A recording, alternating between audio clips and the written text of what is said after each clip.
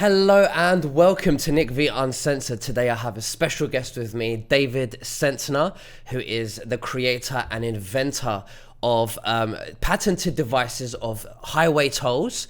He's also, from his success, donated to and helped fundraise various presidential candidates, and one of them being Bobby Kennedy, because he's a very big advocate for the wellness industry and wants to make a very big impact in the world. David, thank you so much for joining me. How are you, and what have you been up to? Nice to be here, Nick. Yeah, it's great to have you in the studio. Thank you so much. Yeah, I've been very busy. I got a lot of really fun projects that I find very fulfilling and keep me very busy. Yeah. Absolutely. Now, did you ever think at 21 years old you would be, you would have the first... I'm not 21, Nick. But when you... That's very flattering. But when you, so when you was growing up, when you was at school, I mean, you look great. You look great. You look really good. So, Thank you. But when you was growing up, did you ever think that you're gonna have the first and largest, patented devices invented by you, in the world, in the United States and in the world? Did you ever think that? I mean, when I was 21, I was extraordinarily confused about life. I did, though, have a fire in my belly. There's no question. I knew that I really, really, really wanted success, and I wanted abundance. I had no idea what that was going to look like, but I just knew that that's what I really was driven by and what I really wanted. How it was going to take shape, I mean, I could not have predicted that. I've done many things, but that one, no, I didn't foresee that until the idea came to me many years later. Wow. And what was you doing, in the process when you was, in your early 20s? What kind of things were you doing to drive yourself to those successes and abundance so you could have that life that you wanted? Well, I'll tell you a little funny story. So in college, I went to a really good business school. I went to the Wharton School of Business, and I studied entrepreneurial management, and there was a class, and I remember the professor, the discussion of the day was, where are you going to get funding for your entrepreneurial venture? And all the hands went up. You could go to a bank, you get a loan from a bank, and the professor's like, no, you have no collateral. Banks aren't going to give you any money at all. Somebody shot their head up. Venture capital. This is a long time ago. Now things are a little different. You can put together a slick PowerPoint, maybe raise a lot of money, but this is a long time ago. Venture capital, and the professor's like, no, not really, because you have no track record at all. The answer was friends and family, and I'm like, fuck, I mean, really? Yeah. I have no friends, I have no family with any money, I have no idea what I'm gonna do. So I realized I've got to somehow be resourceful enough and figure out how to make money with like zero startup costs. So I got a job out of school, my first job out of school. It was for one of the big accounting firms. I was a real estate consultant. I was very unhappy. I was there for maybe all of 9 months, and that's, I think, the longest stint I've ever worked for anybody. And then backpacked around Europe with a buddy of mine, trying to figure out what I was going to do next. While I was in college, I had learned that I was really good with computers. And so when I came back, I'm like, you know what, maybe people will hire me on a per diem basis to teach computer classes to, secretaries or whatever. So I opened up the yellow pages. And I don't know if you remember what the yellow pages. I do. I mean, yeah, I used to sit on them because I was such a baby, so I needed to reach the table, So I opened up the yellow pages, and I found a company that provided training for people. It was called ACIT. It starts with the letter A, so it was one of the first ones that I found. And they hired me $200 a day, which was a million years ago. It's still pretty decent money today, $200 a day to teach people WordPerfect, or do you know WordPerfect? Remember WordPerfect? I don't know that, no. This is the predecessor to Word. Word kind of ate WordPerfect's lunch. I was teaching Lotus 1-2-3. Do you know that one? No.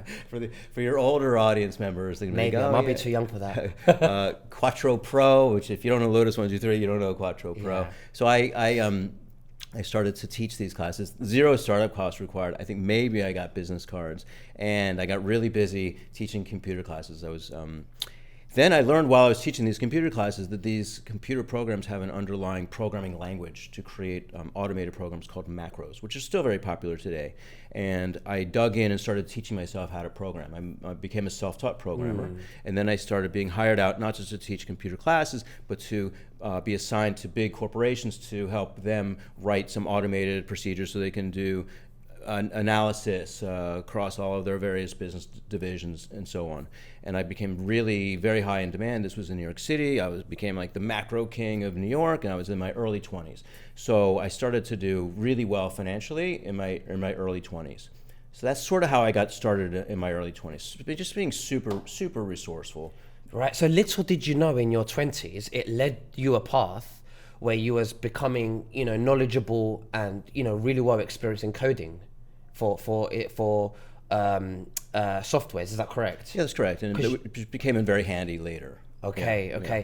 So at what point did you think, I think you should be a highway tolling? When did that drop in your brain? When did the penny drop and think, this is it? Well, so I've had 4 exits in technology. Yeah. And that's my most recent one, actually. So we're actually skipping a few steps. Right. There were 3 other exits prior to that. Yes, and you can see this on Centner.com. If you go to the About, I have read them. There are 4 exits.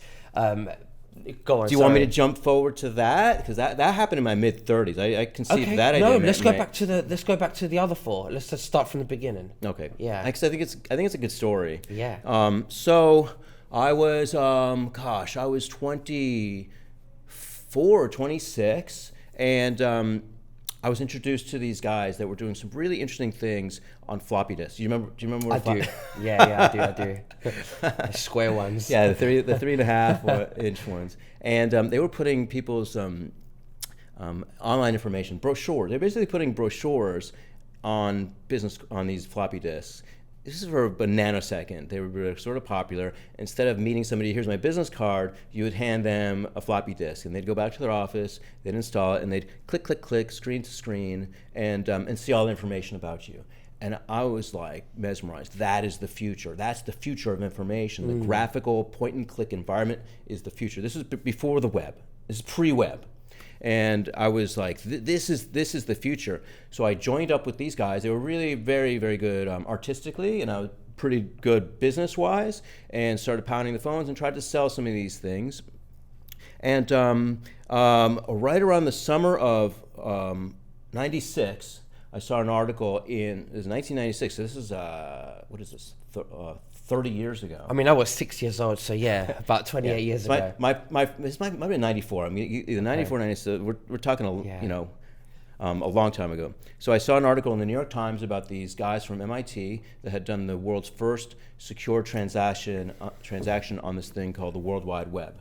Right. I'm like, what is that? And I tracked them down. I don't remember actually how I figured out how to connect with them, but they were working out of a house in Nashua, New Hampshire, just outside of MIT, and got in my car and went to see these guys, super hardcore developers, programmers, and they needed to find somebody to help them design the graphical interfaces.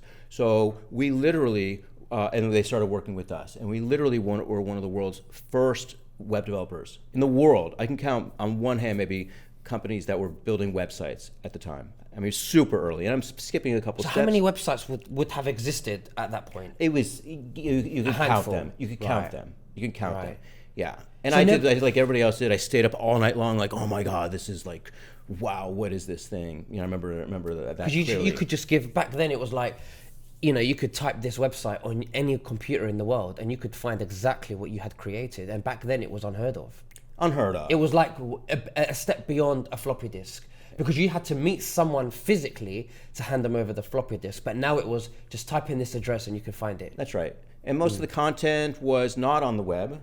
It was on these other sort of other types of servers that were text-based, character-based, coming from educational institutions. So that's sort of like where this stuff sort of was incubated in the first place. But the web browser was the first overlay on top of this stuff and made it super easy to consumers to navigate. But back then it was super revolutionary. Yeah. And we started building websites for big companies like America Online. You know America Online? Yeah, I do. Yeah, I do. Prodigy, do you know Prodigy? Yeah, I've heard of them. Yeah. CompuServe. Remember CompuServe? I don't remember that one. No. Okay.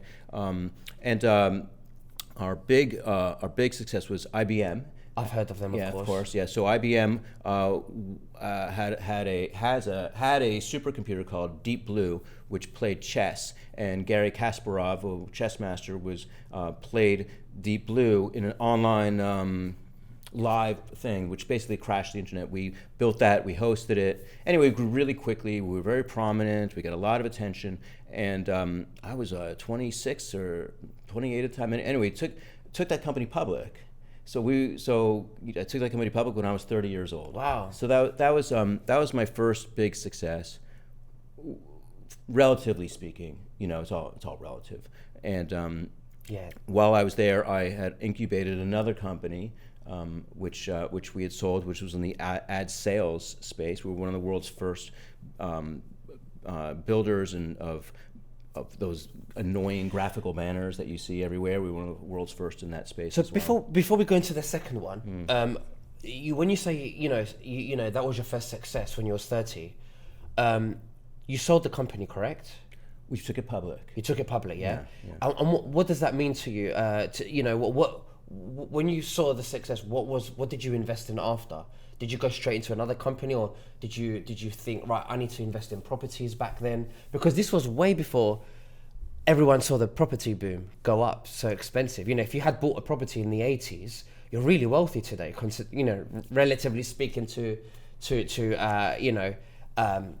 everyone, because properties did really increase a lot. So did you do anything like that? Okay, so I was chairman and CEO of a publicly traded company. Mm-hmm. So when you go public, you can't just sell all your position. Okay. See, I don't understand Yeah, this. I'll explain it to you. There's limitations. There's only specific windows of opportunity. So there's a lot of people out there who are sitting on assets of their stock that are really kind of, not they don't have the cash.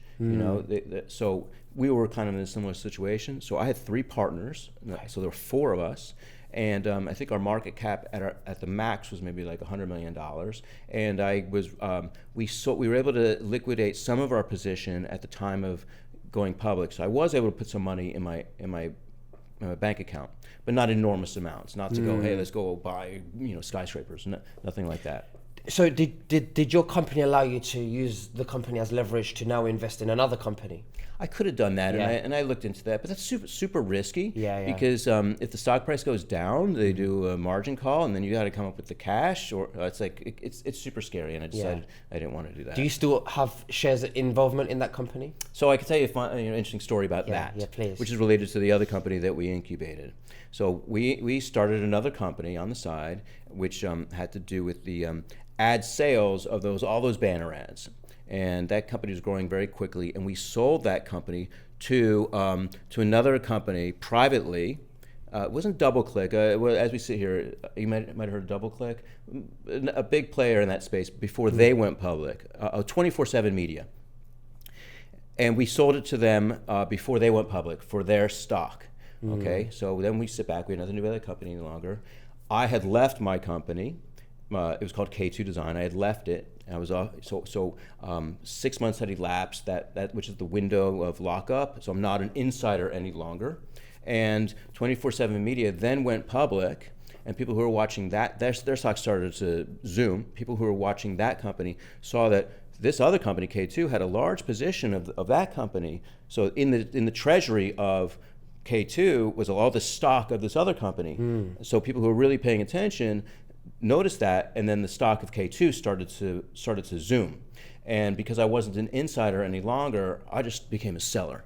Every single day I'm selling 4,000 shares, 4,000 shares, 4,000 shares. And so I was able to basically liquidate my entire position really fast. There was lots of transaction volume, and the stock price was great. So no, I did hold on to some because I had no choice. And but everything just worked out beautifully that I was able to get rid of my position at a really nice That's profit. good. Yeah. So that was your second one.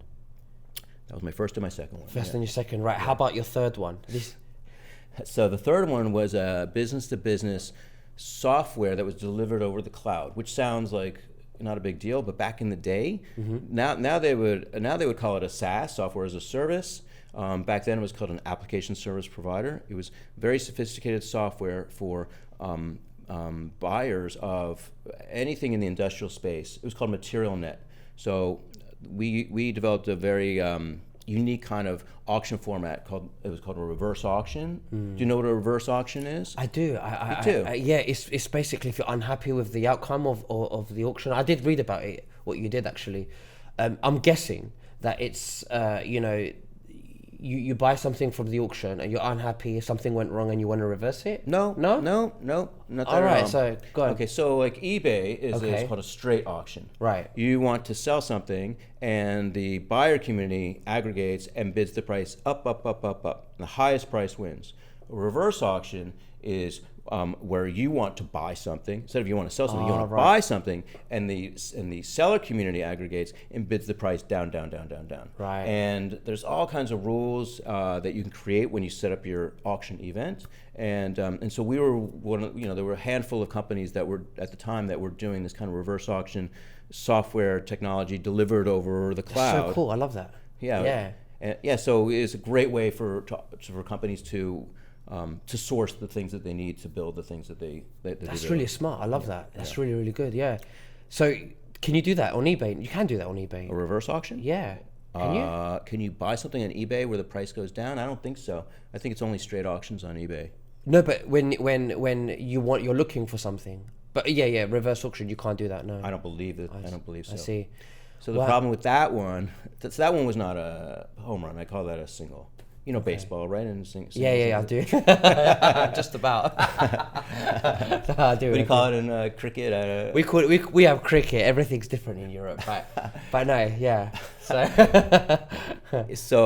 that was kind of a single. Why? Because we were early. We were super early, and us and all of our competitors were very well funded, and there wasn't a lot of business out there because people didn't really understand it. And we would all go to the same conferences, and we would all have tchotchkes, merchandise to give away, but there just wasn't a lot of business.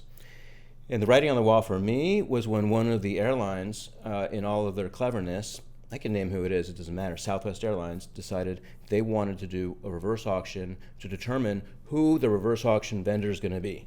So they got all of the reverse auction companies assembled for the event auction, same date, same time, and we won that auction at the low price of $0.00.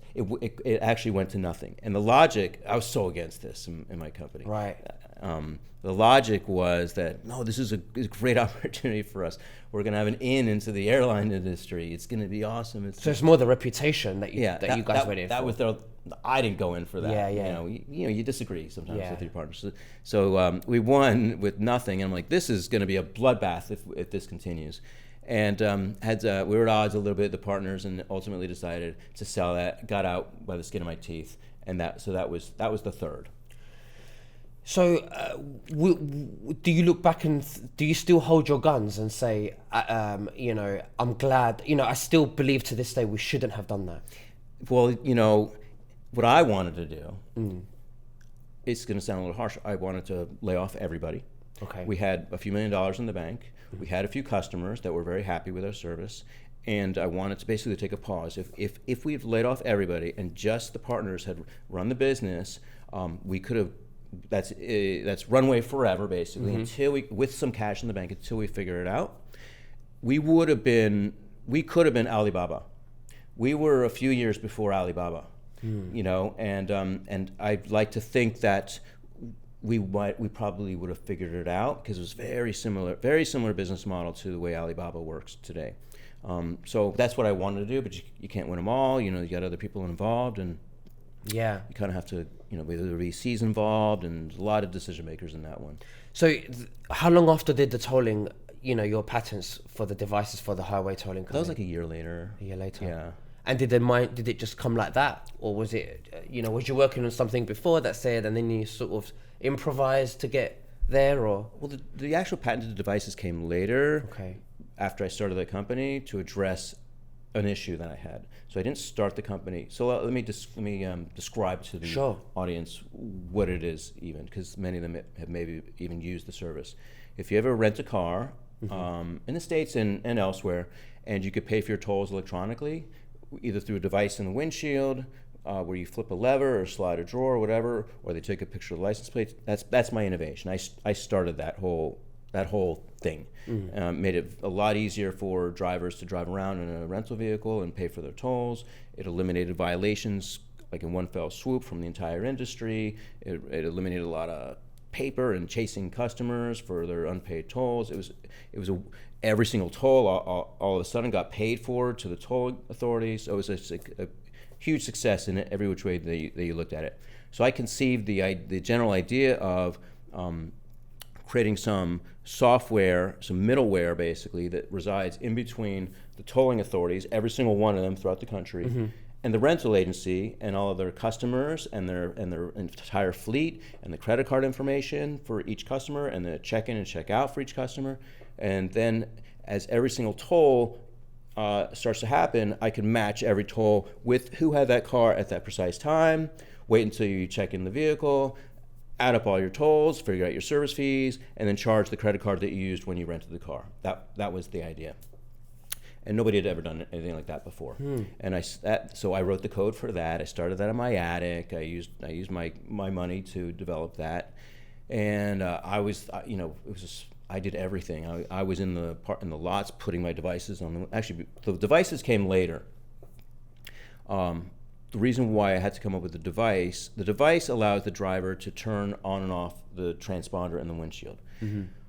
Without the device, I couldn't put my transponder on every single vehicle because some drivers aren't going to want the service. So if you're in a car, which let's say they all have one, and you approach the gate, there were gates back then. Now there's not so many gates where now it's just you drive straight through. But back then there were a lot of gates that went up and down. If you approach a gate and you don't really want the service, and the gate goes up, you're going to be a little upset. Like, I just opted into something that I don't really want. Oh, I see. So the solution before I came up with the device was, all right, fine, let's put them on like 25, some arbitrary percentage of vehicles, and where the counter person knows precisely which vehicles have it, which don't.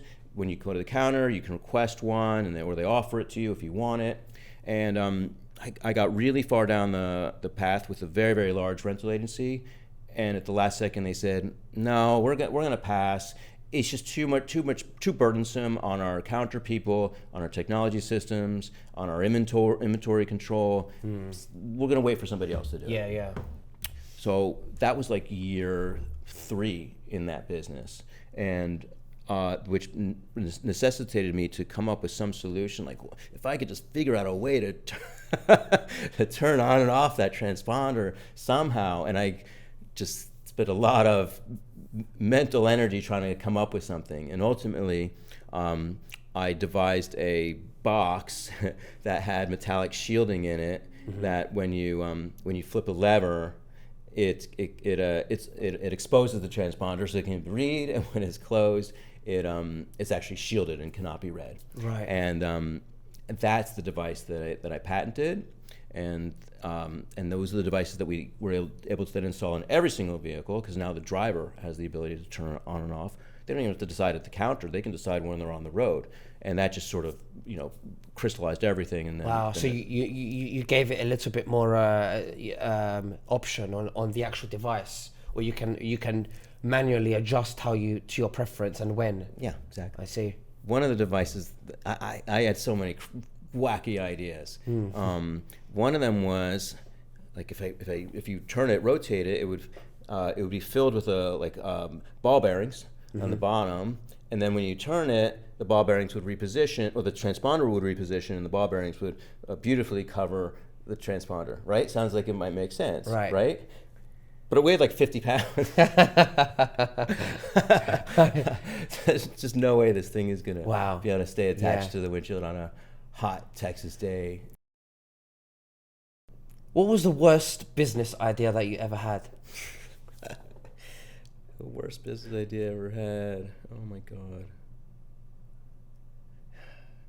I have to think about it. None of them are bad. Yeah. None of them are bad. They all give us a lesson. They all teach us something. And what makes for a bad business idea? A lot of it is timing. You know, I don't think I've ever come up with a bad business idea. I might have come up with a bad product market fit, or the timing was bad. and they all give me lessons, you know. So at the same exact time that I started my tolling business, the same day, I started another company. I don't talk about this a lot because it's a failure. Do you know what a babka is by any chance? A what? A babka. It's this. It's a baked loaf that's often with chocolate or hazelnuts. I'll get you one. Delicious. Okay. Really good. Yeah. They usually come like this long, and Right. I have a weakness for them. Okay. And I conceived this food product called Babka Bob, where Bob was the mascot. And they were going to be individual portion size babkas, fresh out of the oven, very similar to Cinnabon. Do you know Cinnabon? No. Oh, Cinnabon's amazing. It's in the malls, and they're individual portion cinnamon rolls, very popular. They might be very popular in the US. Yeah. I do apologize. You know, have if to it take from you. the other side of the pond. After this, we'll go to the mall. Yeah. So these were going to be individual sized babkas, fresh out of the oven, all kinds of different flavors. And I spent a lot of effort and money on. I hired a chef and devised a whole bunch of things. And I started this exactly the same day as the tolling. Why? Because in the bakery that had the equipment that I rented space from, he happened to have a good Wi-Fi. And we're talking about 2002, so Wi-Fi was not really ubiquitous like it is today. So while my little babkas were in the oven, I could work on my tolling business. Right. And I figured, one of these will work. Hopefully, one of these companies will work. Yeah. And so the babkas were delicious, and I actually got a deal with a big food services company called Aramark. They're a big distributor. They run a lot of the food concessions at stadiums and so on. I've heard of them, yeah. Yeah. Aramark. And they were running the food concession at New York University. I was in New York at the time. A brand new student union center, like $100 million facility, where the students would come in and there'd be a whole food court and all that. And they liked the idea so much that they actually gave me a free space in this brand new student union center. And the day that we opened, I knew I had a problem. And we had a problem for a couple reasons. One is we were at the height of the Atkins diet. The Atkins diet was like no carbs, do not eat carbs. And this was all carbs. And second of all, many of the students there were Asian and from other countries who just don't eat this kind of stuff. And so I knew right away this is going to be a slog. This is going to take a long time. And even if it started to get success, that would require capital investment and more automated machinery, and then I would reach another plateau and I need more investment. I'm like, so was it a failure? Could I have stuck with it? Could I grinded it out? Maybe, but my crystal ball was saying this is just going to be too hard. And I hold out dreams one day of reviving Babka Bob for the universe one day. So I think it'd be really great. I see. So you're like, yeah. So that was my worst idea, but was it really? I got a lot of lessons out of it, and the whole life cycle from beginning to pulling the plug was all of like 4 to 6 months. I believe fall in love with your babies, but pull the plug quickly. Yeah. If you have to. The thing is, it's not quite a bad idea, because what you did right, in my opinion, is that you followed your heart. You followed something that you really liked. And I think that's really important that we do that when it comes to business. We can't just do something purely just for the money. We have to wake up and have love for what we're doing. And I think you're somebody who really likes to get involved with someone, you're passionate. I am passionate. And like with computers, that's why you've done so well. Well, unfortunately, waking up in the morning, but when you make babkas, when you're in that business, you got to be there like 5 in the morning. Yeah. So you got to wake up like 4 in the morning for that kind of business, because there's people want delivery like really early in the morning. Yeah, of course. I didn't think that went all the way through, maybe. Before we go into how you met your wonderful wife, Layla, I wanna go into, you mentioned earlier that, you didn't have any family or friends, when we were talking about borrowing money and That's why I want the Kleenex on the counter now.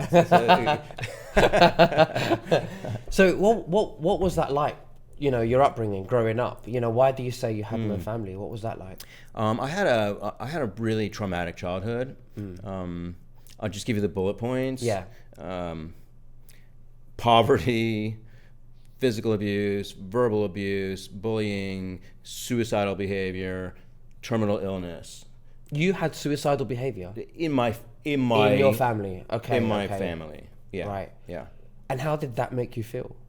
I mean, like scared out of my mind, like my entire childhood, pretty much.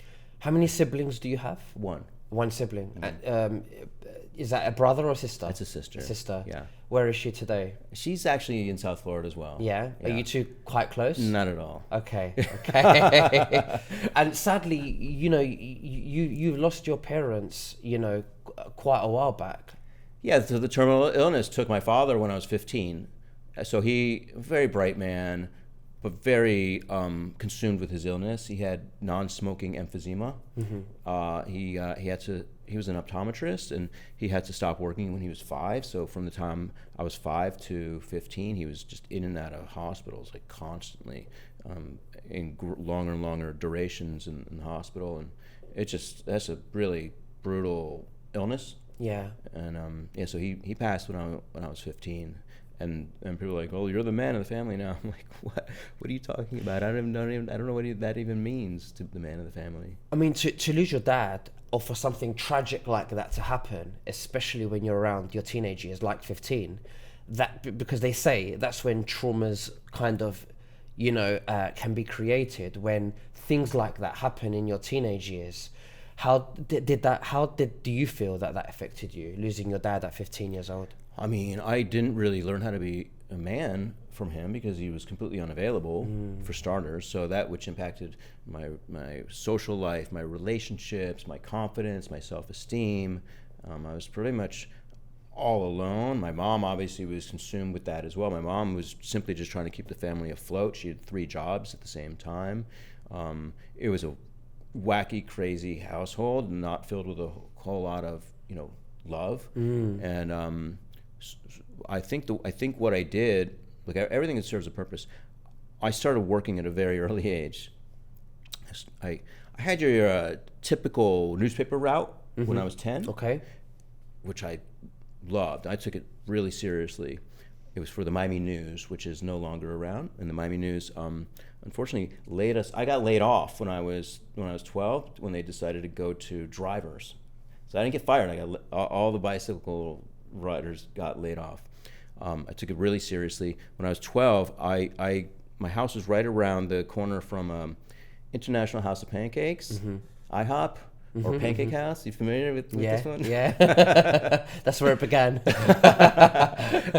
And I had learned that 12-year-olds, at the time anyway, are allowed to work legally in Florida. I grew up here in Miami.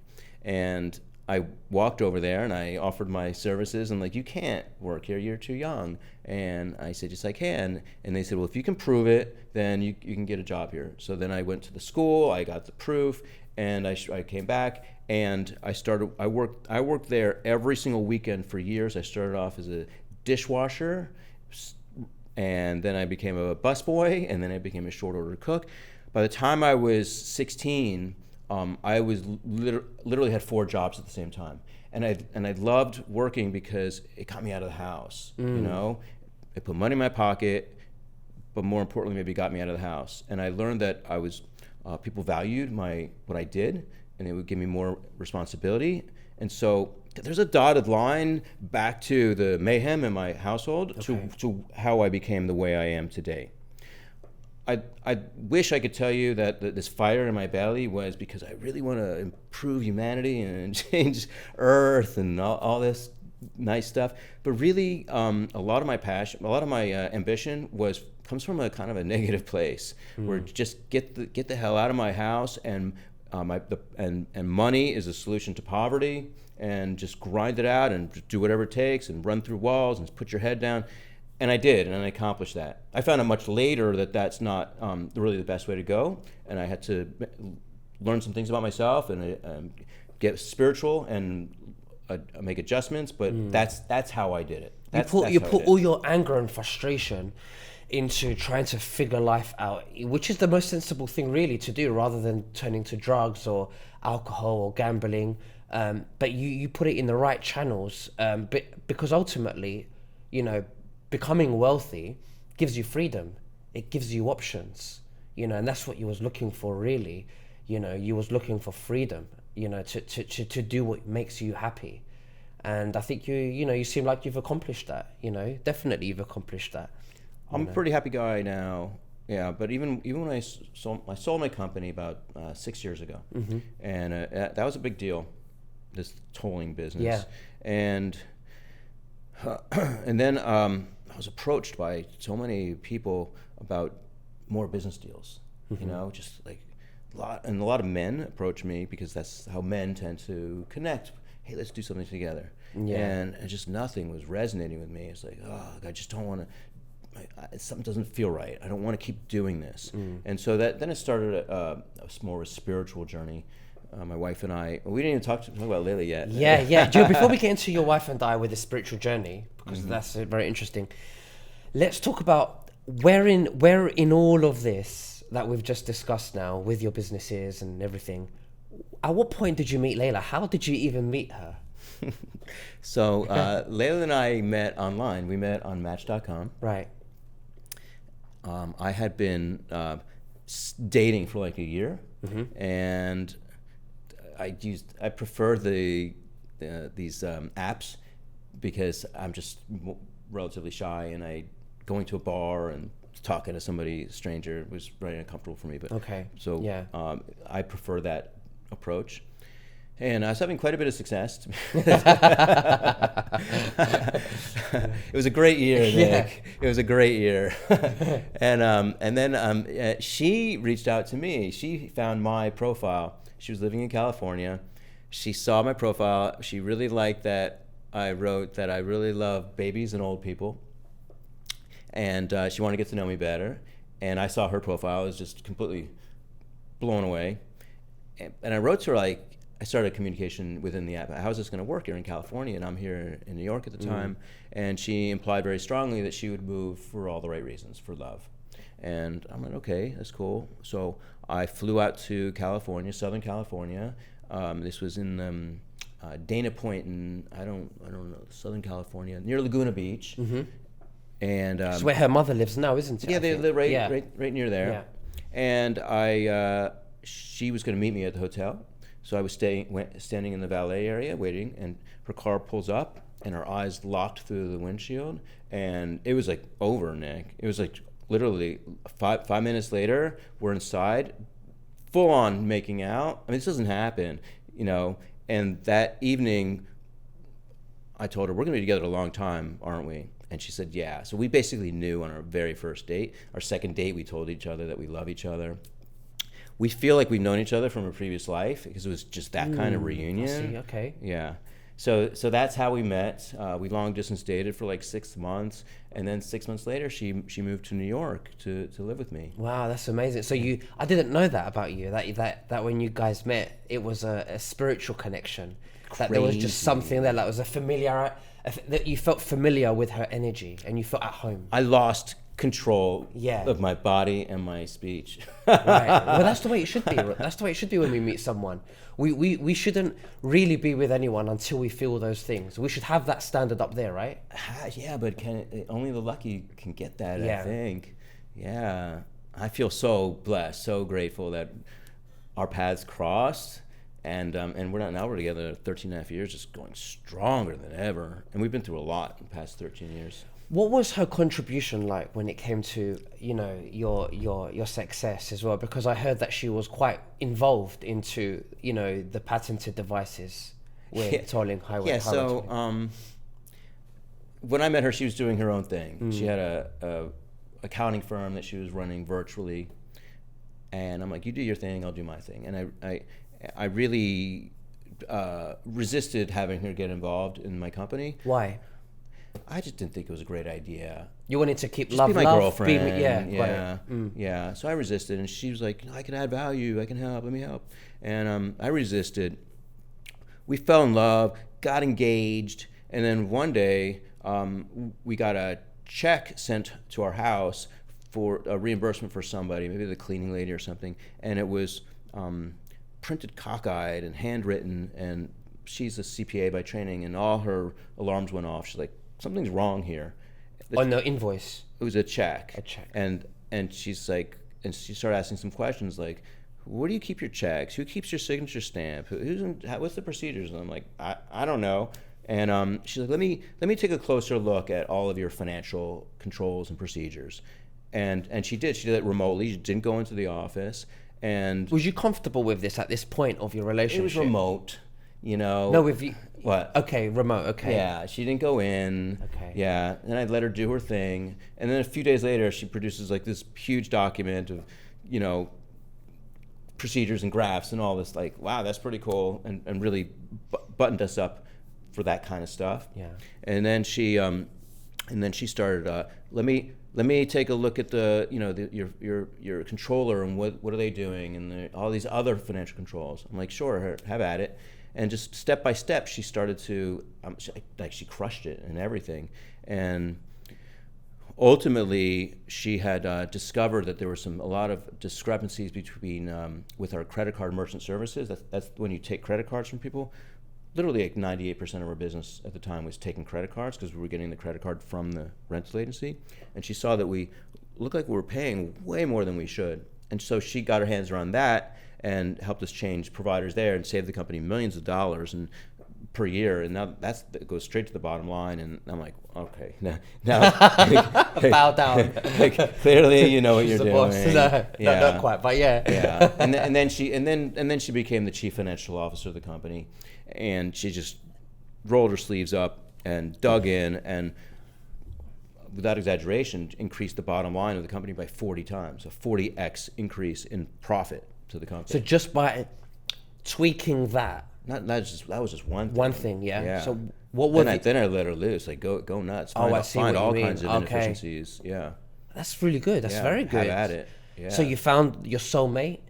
She was very fitting in with your operations, with your day-to-day, and it just happened naturally.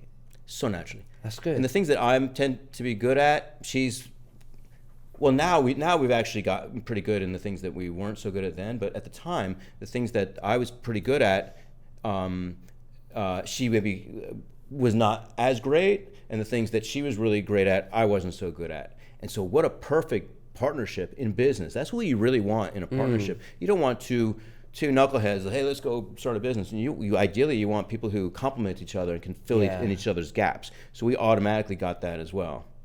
That's amazing. And now you've got two lovely girls. We do. You know, which I've met. They're really cute, by the way. Thank you. One looks like Layla, one looks like you. But I don't see it. No, she does. And the one that looks like you behaves exactly like Layla. And the other one's that looks like Layla, behaves like you. You know. It's true. Yeah. No, they're lovely girls. I love having little girls. Yeah, they're 9 and 6. Soon 10 and 7. Wow, they're growing up fast. Yeah. You know, you look back and you think, how do you feel about your parents not being able to see what you've got today? How do you think they would feel about your success and where you're at today with your family? That crosses my mind quite a bit. Yeah. There's a Yiddish word, Jewish word, kvel. They'd be kveling. You know, they'd be like, oh my God, I'm so proud of me. I mean, just by way of example, besides the business success, in this most recent presidential election, I personally know, you know, Trump, like 5 different candidates: Trump, Kennedy, DeSantis, Mayor Suarez for a brief moment. There's a 5th one in there somewhere. That's crazy, man. From where I come from, I mean, I feel very comfortable in those arenas now. But my parents would be like, "Are you kidding me?" They'd be so proud of my success and what I've become. I'd like to think I'm a good man, good father, good husband, good to people. That the things that I do in life, that I pursue in life, are good for everybody else. And I think that's the kind of stuff that they would be proud of. And I've got the resources now to like do those things at scale now. That really excites me. So now you're more spiritual. You feel, you know, I've got my success. I don't mind dabbling a bit into business here and there and keep me busy. But now your main focus is your health, because you train every day. Not every day. Well, but, yeah. most days. Yeah. And you're into like, mind, body and soul, into spirituality, finding peace. Tell me about that. Well, I don't dabble. I have some very big projects that keep me very busy. Yeah, So yeah. it's not dabbling. Okay. I'm not just goofing off and trying to keep busy. I've got some major projects. Right. So some of them that I own this company Erase.com, which is the leader in online reputation management, which we have great hopes and aspirations for, which we have our own podcast called Erased. Okay, yeah, which I don't know you if you've do, yeah. seen any of this stuff. We're going to be launching this in mid-January, where we bring on guests who have experienced some sort of cancel culture. So I think that could be everything that I do. I want to be absolutely enormous. Of course, yeah. And yeah. Worst case scenario, that they're nice profit generators. Right. But I don't. It's more fun for me to come up with ideas that could be huge. So I think I have really high hopes for Erase. I think we could be just number one worldwide in that space. When you think of online reputation management, which is an area that's only going to grow, you'll think of us like you think of Google when you think of search. So that keeps me busy. And then I have a really fun project that has to do with the farm. We own a 34-acre regenerative agriculture farm in South Florida, where I won't get into all the details, but long story short, my wife and I also own a school, so a lot of the food that the kids eat in the school comes from this farm. And that farm is going to be a retreat center as well, with all kinds of programming. But then we're opening our first regenerative food cafe in the middle of the city of Miami, which I hope should open as early as March, April. Yeah. So not only will it be farm to table cafe, not only will it be regenerative farm to table cafe, but from our very own farm production. That's so cool, yeah. Yeah. I love that. Yeah. So it's very good because And it's scalable. And it's scalable as well, yeah. Yeah. That's another thing. You guys have the academy, where you teach children. It's very different to what's mainstream, mainstream education. This is more to do with believing in yourself, in failure. It's okay to fail because we learn from them. The healthy eating, because in mainstream schools, state schools, the food is processed. It's not good. So you guys are very involved into making the world a better place. I'd like to think so. Yeah, and you've been involved in, helping with presidential candidates, helping them raise donations and stuff like that. What made you get into that? When did you think, I really want to get involved onto helping these candidates, political? I think it was COVID. So Okay. I wasn't particularly political before that, maybe to a smaller extent. Was Layla? Maybe a little more than me. Okay. And we realized, at least in the United States, that local politics is way more important than we even thought. And because most people don't even think about who the candidates are and what their initiatives are. But during COVID, there were a lot of policies that were enacted: masks, no masks, distancing, no distancing, vaccine mandates, things got really critical during COVID. And I know how I want the world to be, and so it was really important to me to support people that can create policies that are aligned with what I believe. Okay, yeah. And so I started getting more involved with Robert Kennedy Jr. Before he was running for president. He oversaw a charity organization called Children's Health Defense, and my wife and I were board members of that, and really enjoyed working on that, and got to know him personally. And when he declared his candidacy for president, we decided to support him. I supported him because, first of all, I think he's a brilliant man, and I'm really aligned with the way he sees the world. But I believe at the time, I believed he was uniquely the only person who would know how to unwind that revolving door between the CDC, FDA, all those acronym agencies, because he knows the game and knows the people and knows exactly what to do, how to unwind all that mess. And if he's our president, then he can get the job done. Well, it couldn't have turned out better. So he didn't win presidency, but it looks like, assuming he's going to get Senate confirmation, he's going to be head of all of these agencies with a $1.2 trillion budget. Something like 70,000 employees are going to report to him. So I'm going to get exactly what I want. You know, he's my hero in many ways. Talk about fit. This guy's 70 years old, peeling off 24 pull-ups. You know, as opposed to our current the health administrator. She's overweight. I can't remember Rachel her Levine. name. Yeah, something like that, right? Yeah, but they're all like that, even in Europe. All of them. They're all overweight, and they're giving us advice. You know, but we should have someone like Bobby Kennedy who looks great, who sets the example. You know, he sets a good example, absolutely. And he's a little bit controversial in a good way, because he wants the truth out there. He wants people to make their own decisions as to what they want to do with their bodies. So he wants those clinical trials and, you know, out there for people to see the truth, so they can make an informed decision. One thing I like about him is he just doesn't latch onto a conspiracy theory and run with it. He's very measured, and he'll want to see the data. He'll study the data, and and often he won't run with a particular theory because he just doesn't have enough information about it. I like that. I like the way he thinks. That's good. I love that too. Yeah.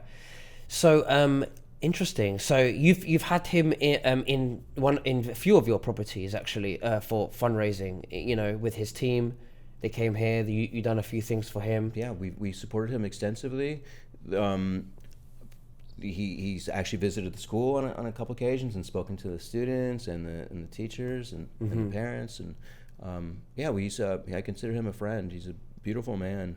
Yeah, I think it'll be really good as well if you know he would. I think he would support having, you know, farmed food like what you're doing now into the schools, into not just one school but loads of schools. This should be the minimum standard for children to be eating healthy. I agree. I don't know what kind of junk the other schools are eating, especially the public schools. It's tricky because it's expensive to eat quality food. You know, it's to mass produce food that is not quality is relatively easy, I guess. I mean, when you go to what do the McDonald's and Burger King have these deals for, like, I don't know, $1 you get like 2 burgers or something. I don't how do they even have profit it's scary to think how they get profit even after these low prices. Yeah. So tell me about Erased. You know, because first I think we should say how we met, right? So first I met your wife Layla first during the COVID times. I interviewed her on her school, about her school, and about the health as well. And then a year later, I came to interview her face to face with a number of people together. So I interviewed Layla with Ian Clark and another lady. It's all of us together on a panel. And we did this in the Wellness Center. I believe he was in Spain at the time. He was there for 2 weeks. Okay. Yeah. Okay. That's what I was told. And and then I met you know, your wife's assistant. I fell in love. Did she set you up? Did Layla set you up? Do you know what? I can't remember. I hear different stories. I don't remember. She says that she did. I think she did. Yeah, I can't remember the details. She does. This is important. This is an important fact, because in Judaism, if you make 3 matches, you go straight to heaven. That's, all right. Yeah. Yeah. It's called a shidduch. If you do 3 of them, you got a fast pass to heaven. So. And she's got a couple others under her belt already. So I could be the third. You might be the third. Oh, well, yeah. So it's very interesting. Yeah. So, you know, and then I've been coming back and forth and doing my thing, because I've been doing my podcast for a while.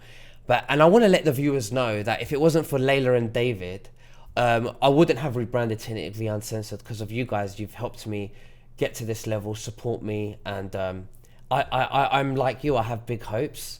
I see you as an inspiration. It's an honor to work with you guys and have your advice. We believe in you. Yeah, I appreciate that. Yeah. You know, I really do. You know, just don't forget about us when you're a big star. No, I love it. It's great. I love doing these interviews, and you know the controversial stuff, the health stuff, the technology stuff, people's background. So it's great. So I do appreciate that, and the viewers should know that too. But tell me about Erased, because you're also doing another podcast. That's right. Yeah. Apart from us doing, you know, apart from me doing this, you're doing Erased. What is that about? Yes. So it's an opportunity for people who experience any sort of cancellation to come on guest format. My wife and I, Layla and I, will be hosting that, and they'll either be on the desk or logging in remotely, and they'll tell their stories. Not so much their stories of this is what happened next. We want to take a deeper dive into the emotional journey. What was it like for them as they were going through this experience?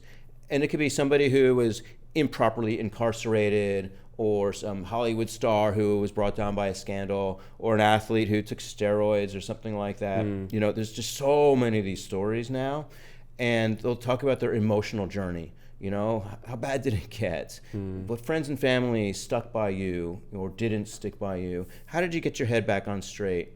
And I think it'll be very interesting, and no one's really explored that. People who've been canceled, and I personally have experienced my own cancellation attempt once, and Layla has had 2 cancellation attempts. We know firsthand what it's like to go through all of this and how challenging it is. So we're uniquely qualified to interview these guests.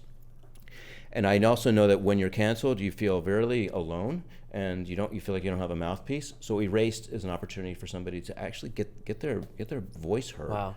Absolutely. I've been cancelled 5 times on YouTube, and I had 250,000 followers. I was making a decent amount of living revenue from adverts at the time, and it was just not nice for me to be cancelled. And it's happened to a lot of people who, you know, exercise their free speech, which I think is important, and it's not pleasant. So I think it's really good for people to have their voices heard on your platform. Where, if you could tell the viewers, where can people find you, David? Where I'm going to leave the links below in the description so that people can find you, your Instagram. Yeah, sure. I think probably for now, my Instagram is probably the best way to connect, and that's David_Centner, CENTNER.